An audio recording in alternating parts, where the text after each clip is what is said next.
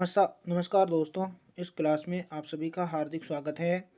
इस वीडियो में हम कक्षा 7 सामाजिक विज्ञान हमारे अतीत भाग सेकंड का अध्याय से पढ़ने जा रहे हैं। इस अध्याय का शीर्षक है ईश्वर से अनुराग तक। तो आइए देखिए। आपने लोगों को पूजा पाठ करते अथवा भजन कीर्तन या कव्वाली गाते हुए या चुप चाप ईश्वर के नाम का जाप करते हुए देखा होगा। आपने ये भी गौर किया होगा कि उनमें से कुछ तो इतने भाव विभोर हो जाते हैं कि उनकी आंखों में आंसू भर आते हैं। ईश्वर के प्रति ऐसा प्रेम भाव या गहरी भक्ति उन विभिन्न प्रकार के भक्ति तथा सूफी आंदोलन की देन है जिनका 8वीं शताब्दी में उद्भव होने लगा।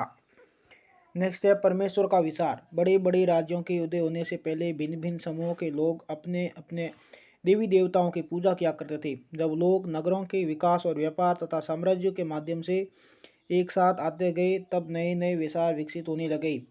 यह बात व्यापक रूप से स्वीकार की जाने लगी कि सभी जीवधारी अच्छे तथा बुरे कर्म करते हुए जीवन मरण और पुनर्जीवन के अनंत चक्रों से गुजरते हैं।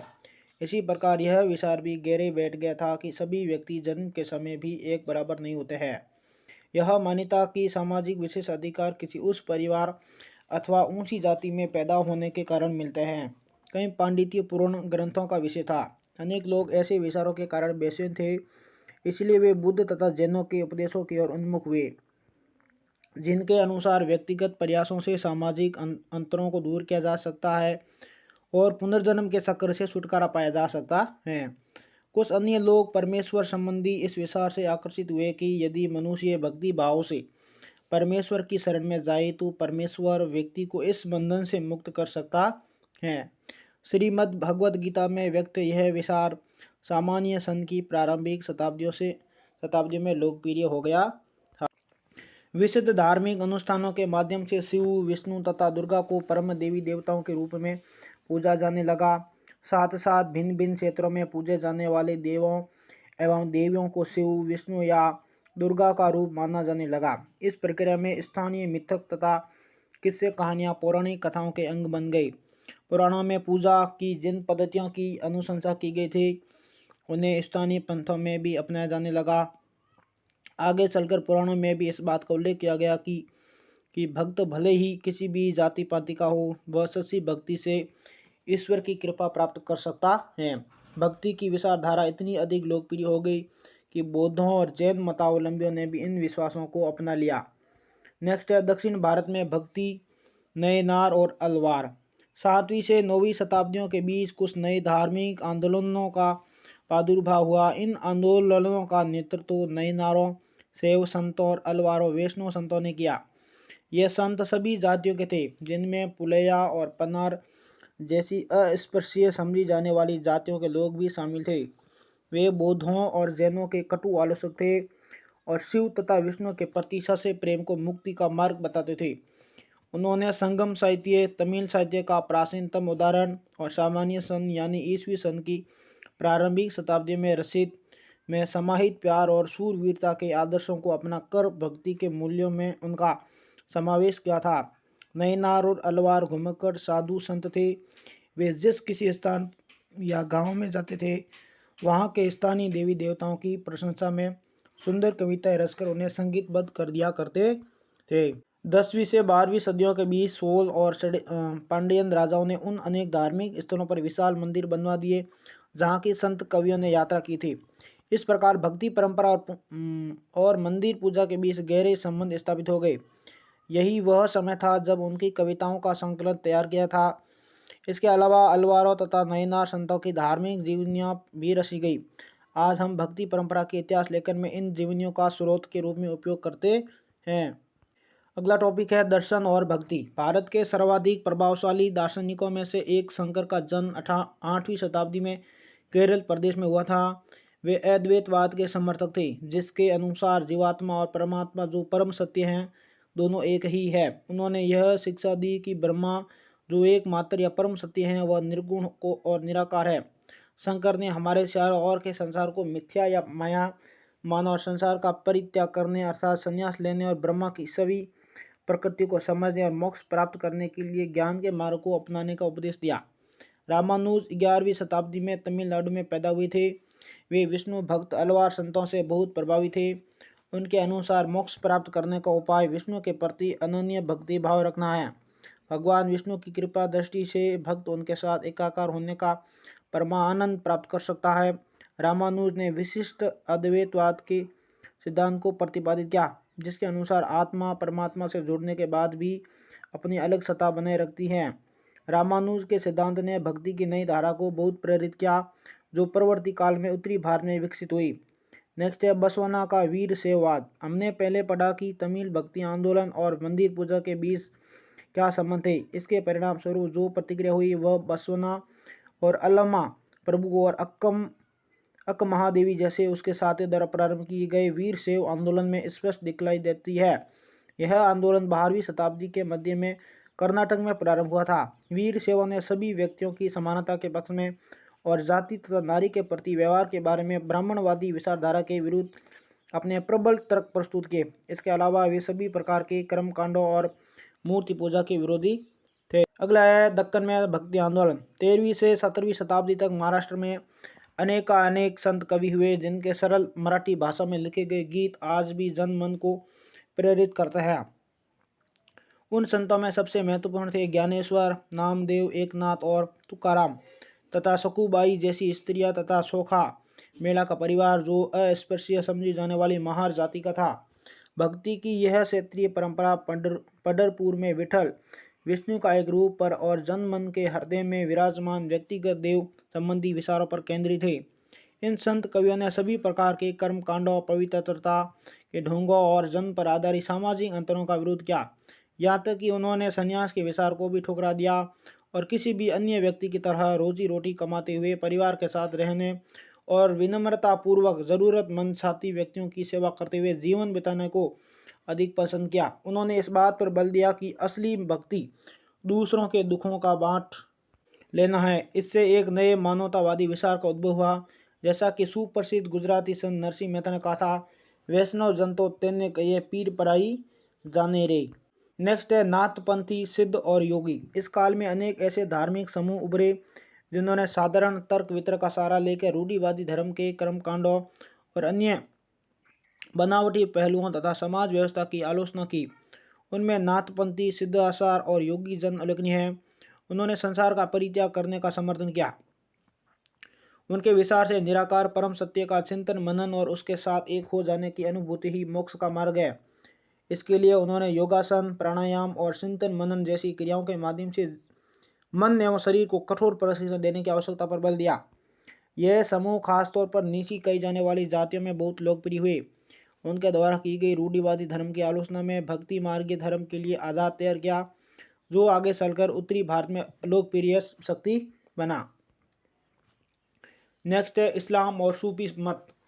संतों और सूफियों में बहुत अधिक समानता थी, यहाँ तक कि यह भी माना जाता है कि उन्होंने आपस में कई विचारों का आदान प्रदान किया और उन्होंने उन्हें अपनाया। सूफी मुसलमान रहस्यवादी थे। वे धर्म के बाहरी आडंबरों को अस्वीकार करते हुए ईश्वर के प्रति प्रेम और भक्ति तथा सभी मनुष्य के प्रति दया भाव रखने पर बल देते थे। इस्लाम ने एकेश्वरवाद यानी एक अल्लाह के प्रति पूर्ण समर्पण का दृढ़ता से प्रसार किया। 8वीं और 9वीं शताब्दी में धार्मिक विद्वानों ने पवित्र कानून और इस्लामिक धर्मशास्त्र के विभिन्न पहलू को विकसित किया। इस्लाम धीरे धीरे और जटिल होता गया, जबकि सूफियों ने एक अलग रास्ता दिखाया जो ईश्वर के प्रति व्यक्तिगत समर्पण पर बल दिया। सूफी लोगों ने मुस्लिम धार्मिक विद्वानों द्वारा निर्धारित विशुद्ध कर्मकांड और आचार संहिता को बहुत कुछ अस्वीकार कर दिया। वे ईश्वर के साथ ठीक उसी प्रकार जुड़े रहना चाहते थे जिस प्रकार एक प्रेमी दुनिया की परवाह किए बिना अपनी प्रियतमा के साथ जुड़े रहना चाहता है। संत कवियों की तरह सूफी लोग भी अपनी भावनाओं को व्यक्त करने के लिए काव्य रचना किया करते थे। गद्य में एक विस्तृत साहित्य तथा कई किस्से कहानियां इन सूफी संतों के इर्द गिर्द विकसित हुई। मध्य एशिया के महान सूफी संतों में गजाली, रूमी और सादी के नाम उल्लेखनीय हैं। नाथपंथियों, सिद्धों और योगियों की तरह सूफी भी यही मानते थे कि दुनिया के प्रति अलग नजरिया अपनाने के लिए दिल को सिखाया पढ़ाया जा सकता है। उन्होंने किसी ओलिया या पीर की देख रेख में जिक्र, चिंतन, समाह, रक्स, नीति, चर्चा, सांस पर नियंत्रण आदि के जरिए प्रशिक्षण की विस्तृत रीतियों का विकास किया। इस प्रकार आध्यात्मिक सूफी उस्तादों की पीढ़ियों सिलसिलाओं का प्रादुर्भाव हुआ। इनमें से हर एक सिलसिला निर्देशों व धार्मिक क्रियाओं का थोड़ा बहुत अलग तरीका अपनाती थी। 11वीं शताब्दी से अनेक सूफी जन मध्य एशिया से आकर हिंदुस्तान में बसने लगे थे। दिल्ली सल्तनत की स्थापना के साथ ये प्रक्रिया उस समय और भी मजबूत हो गई, जब उपमहाद्वीप में सर्वत्र बड़े बड़े अनेक सूफी केंद्र विकसित हो गए। चिश्ती सिलसिला इन सभी सिलसिलों में सबसे अधिक प्रभावशाली था। इसमें औलिया की एक लंबी परंपरा थी, जैसे अजमेर के ख्वाजा मोइनुद्दीन चिश्ती, दिल्ली के कुतुबुद्दीन बख्तियार काकी, पंजाब के बाबा फरीद, दिल्ली के ख्वाजा निजामुद्दीन औलिया और गुलबर्ग के बंदा नवाज गिसुदराज। सूफी संत अपने खानकाहों में विशेष बैठकों का आयोजन करते थे, जहाँ सभी प्रकार के भक्तगण, जिनमें शाही घरानों के लोग तथा अभिजात और आम लोग भी शामिल होते थे, इन खानकाहों में आते थे। वे आध्यात्मिक विषयों पर चर्चा करते थे, अपनी दुनियादारी की समस्याओं को सुलझाने के लिए संतों से आशीर्वाद मांगते थे, अथवा संगीत तथा नृत्य के जलसों में ही शामिल होकर चले जाते। अक्सर लोग ये समझते थे कि सूफी औलियाओं के पास चमत्कारिक शक्तियाँ होती हैं, जिनसे आम लोगों को बीमारियां और तकलीफों से छुटकारा मिल सकता है। सूफी संत की दरगाह एक तीर्थ स्थल बन जाता है था, जहाँ सभी ईमान धर्म के लोग हजारों की संख्या में इकट्ठे होते थे। नेक्स्ट है उत्तर भारत में धार्मिक बदलाव। 13वीं सदी के बाद उत्तरी भारत में भक्ति आंदोलन की एक नई लहर आई। यह एक ऐसा युग था जब इस्लाम, ब्राह्मणवादी, हिंदू धर्म, सूफी मत, भक्ति की विभिन्न धाराओं ने और नाथपंथी सिद्धों तथा योगियों ने परस्पर एक दूसरे को प्रभावित किया। हमने देखा कि राज्यों का उद्भव हो रहा था और लोग अपने लिए नई नई व्यवसाय और नई नई भूमिका खोज रहे थे। ऐसे लोग विशेष रूप से शिल्पी, कृषक, व्यापारी और मजदूर इन नए संतों के विचारों को सुनने के लिए इकट्ठे हो जाते थे, फिर वे उनका प्रचार करते थे। उनमें से कबीर और बाबा गुरु नानक जैसे कुछ संतों ने सभी आडंबरपूर्ण रूढ़िवादी धर्मों को अस्वीकार कर दिया। तुलसीदास और छूटदास जैसे कुछ अन्य संतों ने उस समय विद्यमान विश्वासों तथा पद्धतियों को स्वीकार करते हुए उन्हें सबकी पहुंच में लाने का प्रयत्न किया। तुलसीदास ने ईश्वर को राम के रूप में धारण किया। अवधि में लिखी गई तुलसीदास की रचना रामचरितमानस उनके भक्ति भाव की अभिव्यक्ति और साहित्यिक कृति दोनों ही दृष्टियों से महत्वपूर्ण है। सूरदास श्री कृष्ण के अनन्य भक्त थे। उनकी रचनाएं सूर सागर, सूर सरावली और साहित्य लहरी में संग्रहित हैं एवं उनके भक्ति भाव को अभिव्यक्त करती हैं। असम के शंकरदेव, जो उन्हीं के समकालीन थे, ने विष्णु की भक्ति पर बल दिया और असमिया भाषा में कविताएं तथा नाटक लिखे। उन्होंने ही नामघर स्थापित करने की पद्धति चलाई, जो आज तक चल रही है। इस परंपरा में दादू दयाल, रविदास और मीराबाई जैसे संत भी शामिल थे। मीराबाई एक राजपूत राजकुमार थी, जिनका ब्याह 16वीं शताब्दी में मेवाड़ के एक राजसी घराने में हुआ था। मीराबाई रविदास, जो अस्पृश्य जाति के माने जाते थे, की अनुयायी बन गई। वे कृष्ण के प्रति समर्पित थी और उन्होंने अपने गहरे भक्ति भाव को कई भजनों में अभिव्यक्त किया है। उनके गीतों ने उच्च जातियों के रीतियों नियमों को खुली चुनौती दी तथा ये गीत राजस्थान और गुजरात के जनसाधारण में बहुत लोकप्रिय हुए। इन संतों में से अधिकांश का विशिष्ट अभिलक्षण यह है कि इनकी कृतियाँ क्षेत्रीय भाषाओं में रची गई और इन्हें आसानी से गाया जा सकता था, इसलिए बेहद लोकप्रिय हुई और पीढ़ी दर पीढ़ी मौखिक रूप से चलती रही। प्राय इन गीतों के प्रसारण में सर्वाधिक निर्धन, सर्वाधिक वंचित समुदाय और महिलाओं की भूमिका रही। प्रसारण की इस प्रक्रिया में ये सभी लोग अक्सर अपने अनुभव भी जोड़ देते थे। इस तरह आज मिलने वाले गीत संतों की रचनाएं तो है ही, साथ साथ उन पीढ़ियों के लोगों की रचनाएं मानी जा सकती हैं जो उन्हें गाया करते थे। वे हमारी जीती जागती जन संस्कृति का अंग बन गई है। कबीर नज़दीक से एक नज़र। कबीर संभवतः 15वीं-16वीं सदी में हुए थे। वे एक अत्यधिक प्रभावशाली संत थे। उनका पालन पोषण बनारस में या उसके आसपास के एक मुसलमान जुलाहा यानी बुनकर परिवार में हुआ था। उनके जीवन के बारे में हमारे पास बहुत कम विश्वसनीय जानकारी है। हमें उनके विचारों की जानकारी उनकी सखियों और पदों की विशाल संग्रह से मिलती है, जिनके बारे में यह कहा जाता है कि इनकी रचना तो कबीर ने की थी, परंतु ये घुमंतु भजन गायकों द्वारा गाए जाते थे। इनमें से कुछ भजन गुरु ग्रंथ साहब, पंचवाणी और बीजक में संग्रहित एवं सुरक्षित हैं। कबीर के उपदेश प्रमुख धार्मिक परंपराओं के पूर्ण एवं प्रसन्न अस्वीकृति पर आधारित थे। उनके उपदेशों में ब्राह्मणवादी, हिंदू धर्म और इस्लाम दोनों के बावी आडंबर पूर्ण पूजा के सभी रूपों का मजाक उड़ाया गया है। उनके काव्य की भाषा बोलचाल की हिंदी थी, जो आम आदमियों द्वारा आसानी से समझी जा सकती थी। उन्होंने कभी कभी रहस्यमयी भाषा का भी प्रयोग किया, जिसे समझना कठिन होता है।